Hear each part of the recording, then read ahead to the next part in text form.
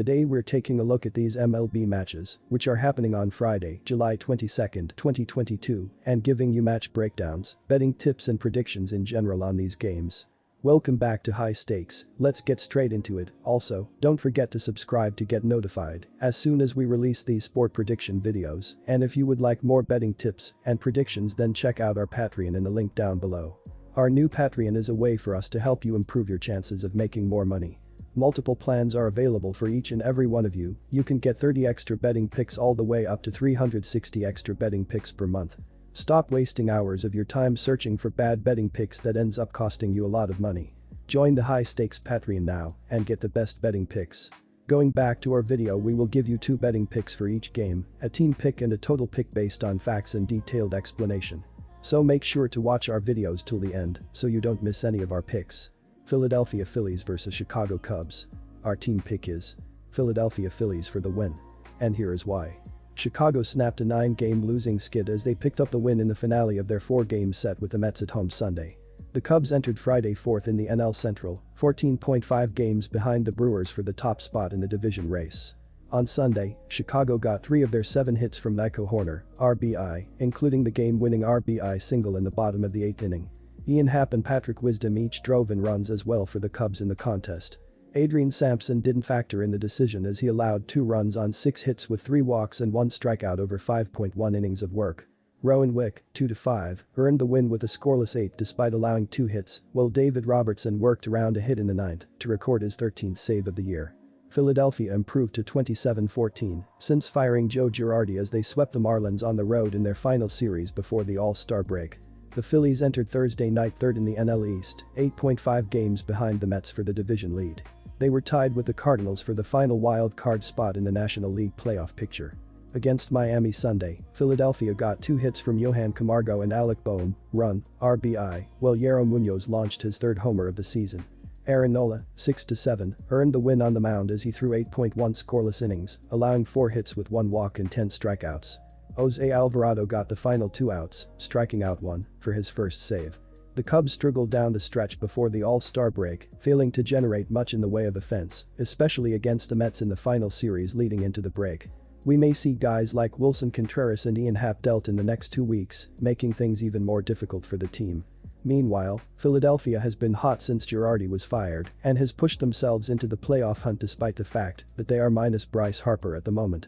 Gibson stifled the Marlins in his last start, and he gets a shot at a Chicago offense that has failed to put runs on the board over the past few weeks. Give the Phillies the upper hand in the opening game of the series as they take care of business. Our total pick is under 9. And here is why.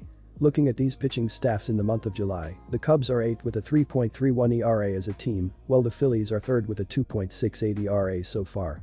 These offenses have also been struggling, as of late as Chicago is tied for 27th with a .561 ops, while averaging 2.7 runs per game in their previous 10 games, while Philadelphia is 25th with a .644 ops, while scoring 3.3 runs per game in their last 10 games. New York Mets vs San Diego Padres. Our team pick is Mets minus 1.5 runs. And here is why. The Padres finished the first half of the season at 52-42 despite missing their best player, Fernando Tatis Jr., for the entire half. The team did so with arguably the best starting rotation in baseball, with 6 pitchers being utilized to give the Padres the most starting depth in baseball. San Diego is 2nd in baseball with 50 quality starts and has the 11th best ERA. The Padres also have the 6th best road record in baseball at 27-21 as they travel to Queens to kick off the second half.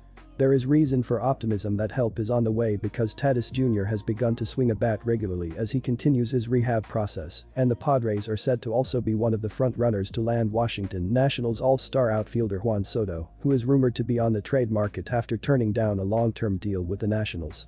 The New York Mets finished the first half with a 58-35 record and a 2.5-game lead over the hard-charging Atlanta Braves. New York led the division for nearly the entirety of the first half and have done so despite a slew of injuries to their once vaunted starting staff. The Mets have survived injuries to ace Jacob deGrom, who has yet to pitch this season, Scherzer, who spent a career-high 7 weeks on Illinois, and Tyler Megill, who has been out since June with a strained shoulder. The Mets still rank 8th in baseball in quality starts and have gotten Scherzer back with deGrom possibly not too far behind. The Mets will certainly be buyers at the trade deadline and will likely look to strengthen the team's bullpen and possibly add a power bat to their lineup. New York has the fourth best home record in baseball at 28-15 and are 6-4 in their last 10 games. While the Padres have been a solid road team this season, the Mets have excelled at home at 28-15 against right-handers at 38-21 and with Scherzer on the mound at 8-3. I fully expect a tightly played game that will be decided by no more than a run or two. Both these teams excel in close games, but the trends do not favor the Padres in recent weeks. The Padres are 4-6 in their last 10 games and just 7-13 in their last 20 games. The Padres' diminished lineup looks to be finally catching up with them and will cost them against a more productive team like the Mets.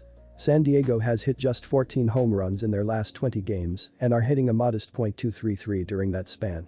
Scherzer will keep the Padres in check in this one and will get enough support to lead the Mets to victory. Our total pick is under 6.5 runs. And here is why. The Padres will send ace right-hander Yu Darvish to the hill for Game 1 of this series with the Mets.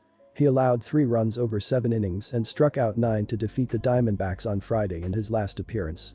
We already discussed how great Max has been, but Yu has held his own at the top of the Padres rotation this year.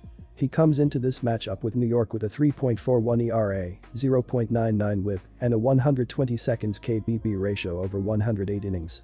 I expect Scherzer to dominate here as well, with each pitcher having their way. The total number has gone under in 10 of San Diego's last 15 games facing National League opponents.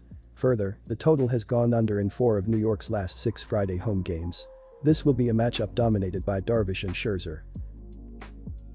Boston Red Sox vs Toronto Blue Jays. Our team pick is Toronto Blue Jays for the win. And here is why. The Toronto Blue Jays had a solid first half of the season, but now they will be attempting to turn it on. They were 5-5 coming into the All-Star break, but they recently fired their manager, which has provided the team with a spark. Toronto is also in third place in the AL East, as they are still 14.5 games out of first place. At the plate, the Blue Jays are scoring 4.66 runs per game and hitting .262 as a team. This is the 9th most runs scored per game and the 2nd highest overall team batting average. They have shown that they can consistently reach base safely, as they are all making contact with the ball and getting on base. Toronto has also shown that they aren't one-dimensional at the plate. They can score multiple different ways, as they can string together hits or clear the bases with one big swing. They are hitting 1.30 home runs per game, which is the 8th most in the league. The Blue Jays have been very tough to stop, as they will do whatever it takes to score. I expect them to stay unaggressive once they have reached base safely, as they have stolen the 22nd least amount of bases this season. They trust their bats, as they don't feel the need to risk losing any base runners. Their batting lineup has been too consistent not to trust them. The Boston Red Sox didn't start the year how they would have liked, but they were able to go on a run in the first half of the season to give themselves a chance to make the playoffs. Boston also limped into the All-Star break, as they are 2-8 in their last 10 games. They are in 4th place in the AL East, as they are currently 2.0 games behind the Blue Jays. At the plate, they are scoring 4.67 runs per game and hitting .256 as a team. This is the 8th most runs per game and the 4th highest overall team batting average. They have also shown that they can consistently reach base safely, as they have faith in all of their batters to make contact with the ball. Boston has shown that they have home run power littered throughout their lineup, but they are only averaging .99 bombs per game. This is the 19th lowest average in the league.